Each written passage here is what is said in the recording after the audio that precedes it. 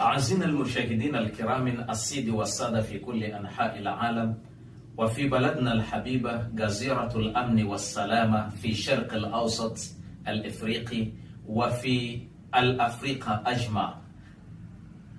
Ahlan wa sahlan wa marhaban bikum. Ndugu zangu, kama ilivyo kawaida yetu na kama ilivyo ada yetu, kwa mara nyingine tena tunakutana katika kipindi chetu hichi adhim na maridhawa, kipindi ambacho kazi yake ni kuchambua mambo mbalimbali na kukuletea makala mbalimbali ambazo zinazohusu masuala ya siasa, diplomasia pamoja na masuala ya sayansi ya jamii.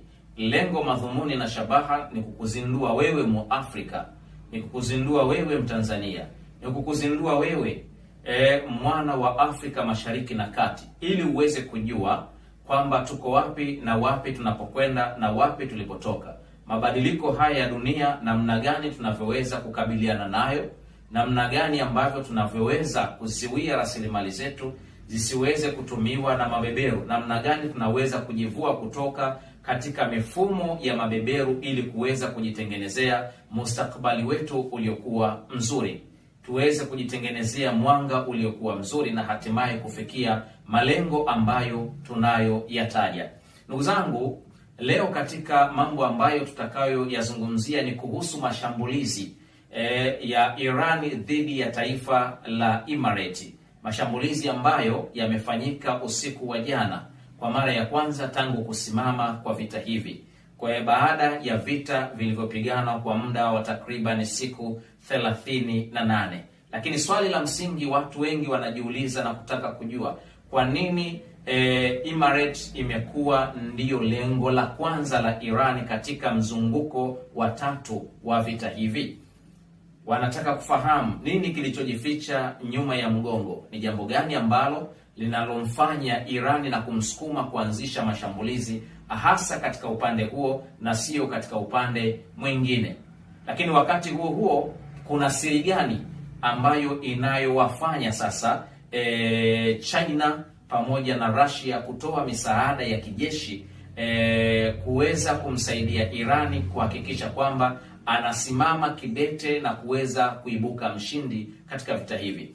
Kwanza kabisa ni kuombe kubonyeza alama ya subscribe ikiwa bado haujabonyeza, lakini pia ikiwa ndio mara yako ya kwanza unajiunga na channel yetu.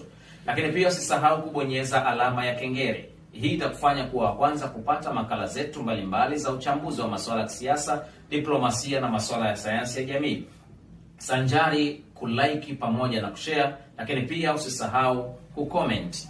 Ndugu zangu, kwa muda mrefu sana tumekuwa tunaishi katika propaganda ambazo zinazoonyesha kwamba mataifa ya Ulaya pamoja na Marekani ndiyo superpower duniani, lakini pia ndiyo mataifa yanaongoza kwa uchumi na kuwa na jeshi lililokuwa bora.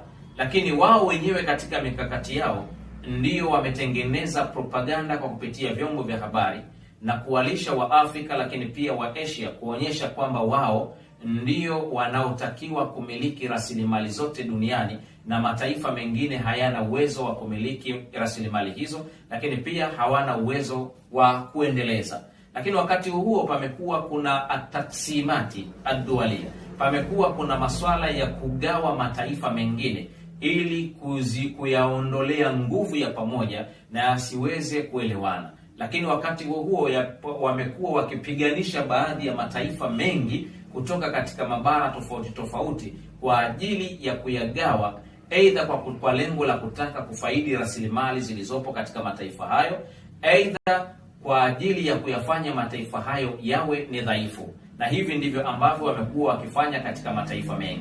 Lakini pia wamekuwa wakitumia mbinu mbalimbali za kugombanisha mataifa ndani kwa ndani, hasa kupitia katika mlengo wa demokrasia ambao wao walianzisha kama silaha ya siri kwa lengo la kuwafanya hayo mataifa yaweze kuwa superpower kwa kupitia njia hiyo ya demokrasia, kwa sababu lengo la demokrasia ni kuwagawa watu wasiweze kuwa pamoja ndani ya taifa fulani. Lakini hizo kama haziwezekani, mpango ambao waliokuwa nao wengine ni kutengeneza makundi ya waasi duniani, makundi ya uasi duniani. Ndio maana leo kila ukikao unasikia kwamba kuna Islamic State, Ukienda kule Niger unakuta kuna kundi la waasi na yenyewe linajiita Islamic State. Ukienda Nigeria kuna makundi ya waasi yanajiita Islamic State. Ukija Kongo kuna makundi ya waasi yanaitwa M23 na makundi mengine ya waasi ambao sasa hivi wanatoka Uganda wanaingia katika ardhi ya Kongo. Na ukienda kule Msumbiji vile vile utakutana kuna Islamic State. Haya ni makundi maalum ambayo yaliandaliwa kwa lengo maalum la kuleta vurugu katika mataifa fulani ambayo mataifa hayo yana rasilimali za madini pamoja na rasilimali zingine, lakini namna gani tunafikia madini hayo? Kwa hiyo ni lazima kwanza waweze kupigana, alafu sisi tutaingia kwa kigezo cha kulinda amani ili tuweze kuchota rasilimali hiyo.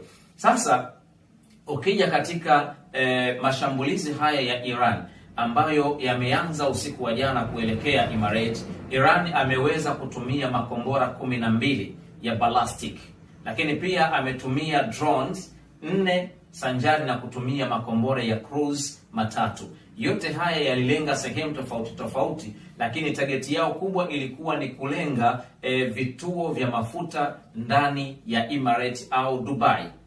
Haya ni mashambulizi ambayo Irani ameyafungua baada ya Marekani kutaka kufanya shinikizo la kulazimisha kupita katika mlango wa Hormuz na kufanya baadhi ya mashambulizi ambayo athari yake haikuwa kubwa kwa kiwango hiko. Ndiyo maana sasa majibu ya Iran ameweza kushambulia Emirates. Swali unaweza ukajiuliza, kwa nini Iran ameweza kushambulia Emirates badala ya kushambulia maeneo mengine? Ni kwa sababu siri iliyojificha ni kwamba Emirates amekuwa ni mshirika mkubwa sana wa Marekani, lakini vile vile Marekani ni moja kati ya nchi zilizofanya uwekezaji mkubwa sana ndani ya Emirates. Lakini wakati huo ni kwamba Emirates ilikuwa na visiwa vitatu ambavyo vilivyochukuliwa na Iran, ambavyo visiwa hivyo viko karibu zaidi na Mudhiq, the Strait of Hormuz, viko karibu zaidi. Kisiwa cha kwanza kinaitwa Adambu As-Sughra, lakini pia kuna Adambu Al-Kubra, lakini kuna kisiwa kinachoitwa Al-Jaziratu Ahmad Musa. Hivi ni visiwa vitatu. Hivi Dambu Sughra na Dambu Al-Kubra vyote ni visiwa vidogo, lakini pia kisiwa kikubwa hapa ni hiki kisiwa cha Jaziratu Ahmad Musa. Hiki kisiwa cha Jaziratu Ahmad Musa kwa jumla ni visiwa vyote ambavyo tayari kwa sasa vinamilikiwa na Iran. Lakini pia Iran kufanya haya mashambulizi maana yake ni kumziwia Emirates asije akatoa nafasi kwa Marekani ili aweze kusogelea visiwa hivi vitatu na kuweka basic yake ambayo itachangia kumdhoofisha katika mlango wa Hormuz. Ndio maana target ya kwanza ya Iran ni kwenda kuishambulia Emirates kwa sababu ndiyo iko karibu zaidi na Iran, lakini pia ndiyo iko karibu zaidi na Mudhiq al-Hormuz. Hiyo ni sehemu ya kwanza. Lakini sehemu ya pili ni kwamba tunapozungumzia Emirates tunazungumzia taifa ambalo kwa kiasi kikubwa sana Marekani alikuwa amewekeza kambi yake ya jeshi kwa muda mrefu sana, kambi ambayo target yake ilikuwa ni kwa ajili pia ya kutaka kuja kumdhoofisha Muirani. Ndio maana Muirani kwa mara ya kwanza wakati mashambulizi yanaanza aliweza kuisambaratisha kambi hiyo. Zoezi hili akawa amefanikiwa. Lakini sehemu ya pili ni kwamba mashambulizi ya pili yanayofanywa na Iran ni kwa ajili ya kuweka defense katika mlango wa Hormuz. Wakati huo tayari amekwisha fungua njia nyingine ambayo inayoitwa Silk Road. Hii Silk Road ni njia ambayo inayokuja kutekeleza vyanzo vitatu vikuu vya vita hivi vilivyomwezesha Marekani kuja kuishambulia Iran, kwamba kama hauna hizi njia tatu ambazo zilizopo, ambazo ni Silk Hormuz, lakini pia ni Zangazuri Road, ni Silk Road, Zangazuri Road pamoja na Great Israel.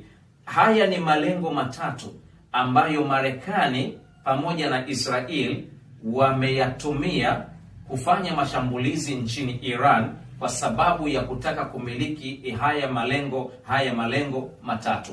Sehemu ya kwanza ni hii Silk Road. Silk Road ni njia ambayo inayotumiwa na Mchina.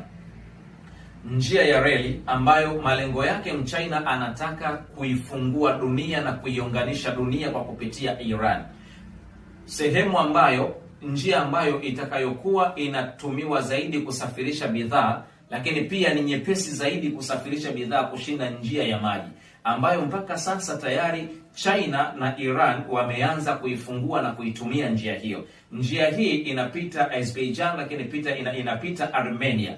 Maana yake ni kwamba bidhaa katika njia hii itakuwa inatumia muda wa siku 14 kwa kiwango cha wiki 2, pasina njia ya maji ambayo inatumia siku 40, kwa maana ya mwezi mmoja na siku 10. Kwa hiyo ili uwe super power, maana yake ni lazima uipate njia hii kuunganishwa na Iran ndani ya Mashariki ya Kati. Kwa hiyo China anatafuta kuwa superpower in the world, lakini usuperpower wake hauwezi ukaishia katika silaha peke yake. Ni lazima uishie katika uzalishaji, uishie katika uchumi, uishie katika teknolojia. Sasa jambo ambalo analolifanya baada ya kuwa amekamata soko la dunia ni kwenda kuikamata Mashariki ya Kati, lakini kwa kuunganishwa na Iran, kama Hamzatul Wasli ambaye anayekuja kuunganisha baina ya China pamoja na Mashariki ya Kati.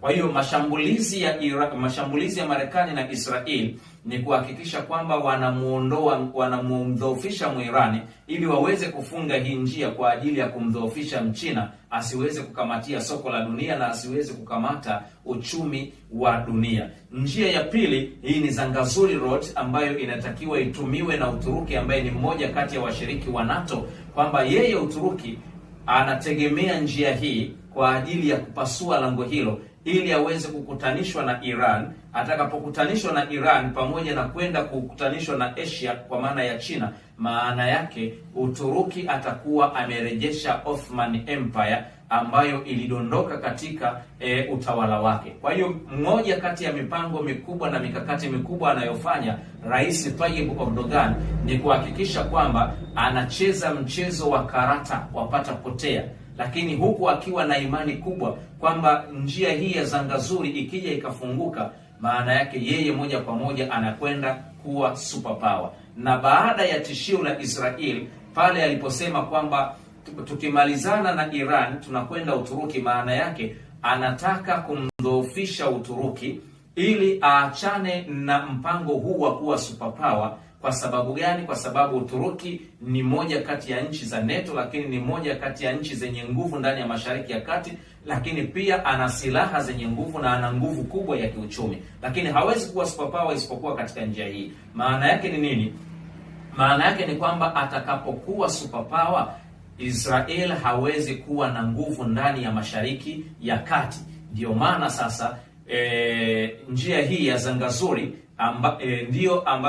ndio mipango mkakati wa Rais Recep Tayyip Erdogan katika kurejesha Ottoman Empire. Ndio maana Muisraeli pamoja na Marekani walitamka wazi kwamba lengo letu sisi baada ya kuidhoofisha Iran, kufanya regime change Iran, anayefuata baada ya hapo ni Mturuki. Lakini njia tatu ni make Israel great Israel, ni kuifanya sasa kutanua Israeli. Kumbuke kwamba unapozungumzia great Israel unazungumzia sehemu ya milima ya Golan katika ukanda wa Syria pamoja na Uturuki, lakini pia unazungumzia Iraq pamoja na Iran yenyewe, lakini pia unazungumzia Lebanon ambako tayari huko anaendesha mapambano yake, lakini pia unazungumzia Gaza na unazungumzia Misri kwa maana ya Sinai yote pamoja na Kanatu Suezi na mfereji wa Sinai. Lakini haiishii hapo, inakwenda mpaka kumega sehemu ya Saudi Arabia. Hii ndiyo Great Israel. Sasa namna gani anaweza kuwa superpower Israel ndani ya Mashariki ya Kati?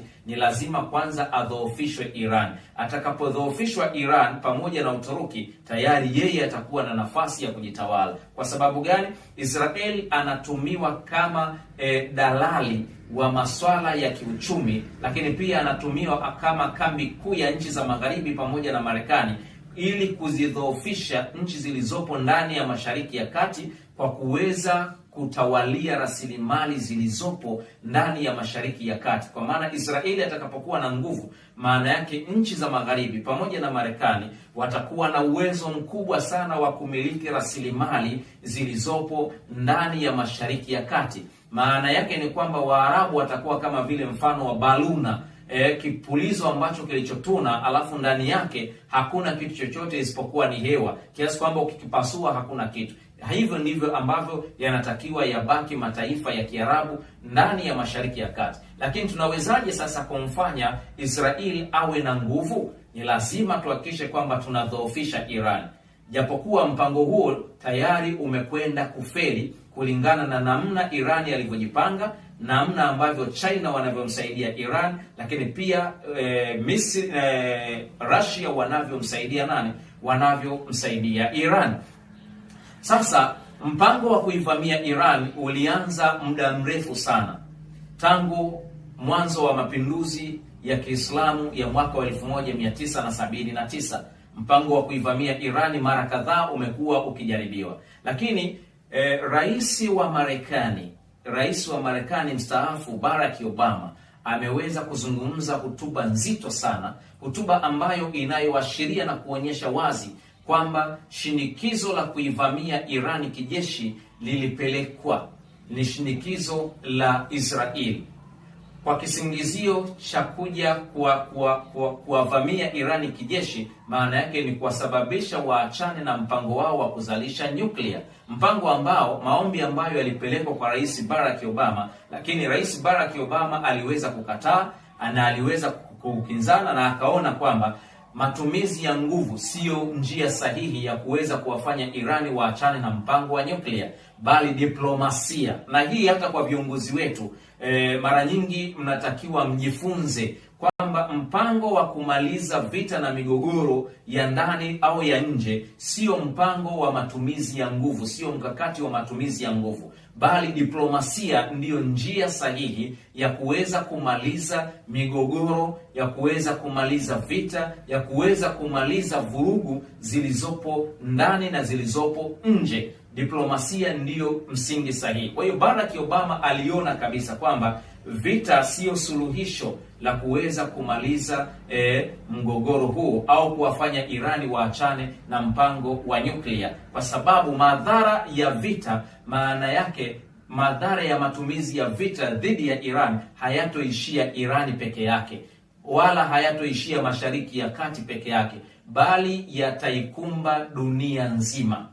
Na hii maana yake ni nini? Maana yake ni kwamba jiografia ya Iran ndiyo shingo ya dunia. Jiografia ya Iran ndiyo inayoamua dunia iishi katika mfumo wa namna gani.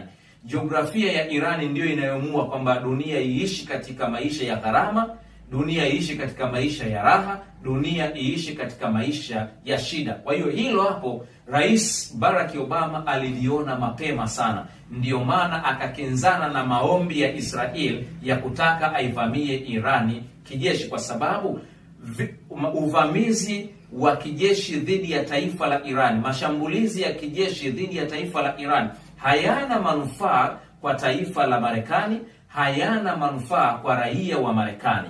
Na vita vingi sana ambavyo vimekuwa vinapiganwa ndani ya Mashariki ya Kati kwa kuanzishwa na Marekani na Israel, hasara imekuwa kwa Marekani, hasara imekuwa kwa serikali ya Marekani pamoja na raia zake. Kwa hiyo mpango wa kuivamia Iran maana yake ni mpango ambao haufai, isipokuwa mpango sahihi ni diplomasia. Na haya amethibitisha waziri mkuu wa Marekani pale aliposema kwamba njia sahihi ya kumaliza mgogoro wa Marekani na Irani ndani ya Mashariki ya Kati hauko kwenye matumizi ya nguvu za kijeshi, bali uko katika diplomasia.